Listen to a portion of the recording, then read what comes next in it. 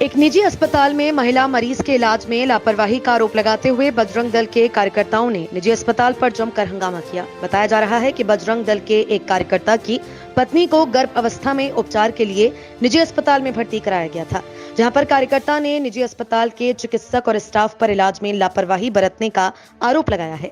बता दें कि काट थाना क्षेत्र के गांव भरतपुर के रहने वाले हर्षित राजपूत और अनिकेत, जो कि बजरंग दल से जुड़े हुए हैं, उनका कहना है कि उनकी पत्नी परी राजपूत 3 माह के गर्भ से हैं और उनका इलाज मुरादाबाद के सिविल लाइंस थाना क्षेत्र में स्थित मानसी नर्सिंग होम से चल रहा है। विश्व हिंदू परिषद के कार्यकर्ता हर्षित राजपूत का आरोप है कि उन्होंने अपनी पत्नी को मानसी नर्सिंग होम में भर्ती कराया था। जैसे जैसे अस्पताल के चिकित्सक और स्टाफ ने कहा, वे सब कुछ वैसे वैसे करते गए। अब अस्पताल के चिकित्सक और स्टाफ ये कह रहा है कि आपकी पत्नी को डिलीवरी तक यहीं भर्ती रहना पड़ेगा और उसके लिए लगभग 15 लाख रुपए का इंतजाम करना होगा। आरोप है कि जब उन्होंने इसके लिए मना किया तो अस्पताल के चिकित्सक और स्टाफ ने नाराजगी जताई और अभद्र व्यवहार किया। सिटी चैनल संवाददाता से बात करते हुए मरीज के पति हर्षित राजपूत ने हॉस्पिटल प्रशासन पर आरोप लगाते हुए कहा, क्या मामला है आप लोग? मामला यह है कि मेरी वाइफ की प्रेगनेंसी है और समथिंग 3 मंथ से इनका इलाज चला, 3 मंथ से ज़्यादा हो गए। फिर उसके बाद जब इलाज चल रहा था, सब कुछ ठीक चल रहा था, फिर ये मुझे राय देते हैं कि इसके जो है बच्चेदानी कमज़ोर है। मैंने कहा ठीक है जी, कमज़ोर है तो क्या करना चाहिए जिससे स्ट्रॉन्ग रहे। बोले हम स्टिच लगा देते हैं, उसके बाद हमारी जिम्मेदारी रहेगी। स्टिच लगा के जो है बच्चा नीचे को नहीं निकलेगा, कमज़ोर मुंह निकलेगा। मैंने चलो ठीक है, उसके बाद कोई दिक्कत बोले नहीं होगी। फिर हम आते हैं इनके यहाँ, जो इन्होंने बिल मांगे, इन्होंने 2-3 वो बताए बिल कि एक धागा इतने का आता है, एक इतने का आता है, एक 4800 का, एक इतने का, और हमारे सारा कुल मिला के इन्होंने एक 50,000 वाला सबसे महंगा बताया था। वो मैंने 50,000 वाला बिल्कुल डन किया और उनसे करा लिया। उसके बाद कराने के बाद क्या होता है, फिर हम ये बोले अगले दिन हम इनको यहाँ से छुट्टी कर देंगे।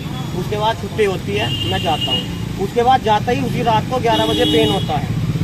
जब पेन होता है तो मैं कॉल करता हूँ हॉस्पिटल में। तो कॉल करने के बाद ये टेबलेट है, ये देखो, अगर टेबलेट से आराम होता है ठीक है, वरना तुम अभी यहाँ लेके आना। मैं टेबलेट देता हूँ तो थोड़ा हल्का आराम होता है, तो फिर ज़्यादा रात हो रही थी तो मैं इसलिए लेके नहीं आया। फिर उसके बाद लेके आता हूँ।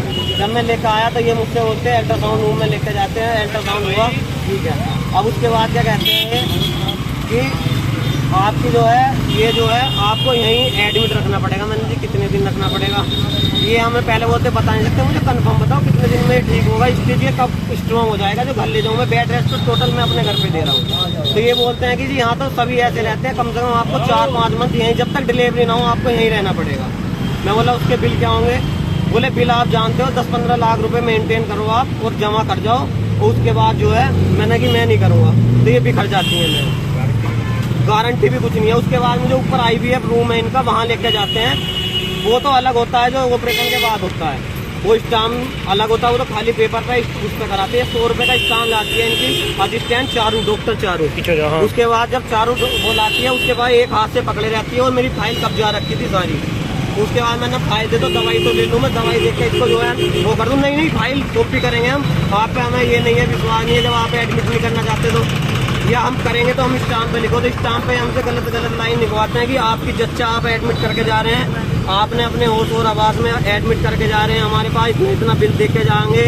उसके बाद हमारी जच्चा की और बच्चे की कोई गारंटी नहीं होगी, आप स्वयं जिम्मेदार होंगे। तो उसके बाद मैंने वो ऐसे कट जाता है स्टाम्प। तो उसके बाद क्या है, इनकी मैं काटा था, जो लिख रहे थे मेरे मामा जी थे, जो लिख रहे थे वो मेरे मामा जी थे। तो उन्होंने जब काट दिया उस पर लिख दिया कि ये स्टाम्प गलत है।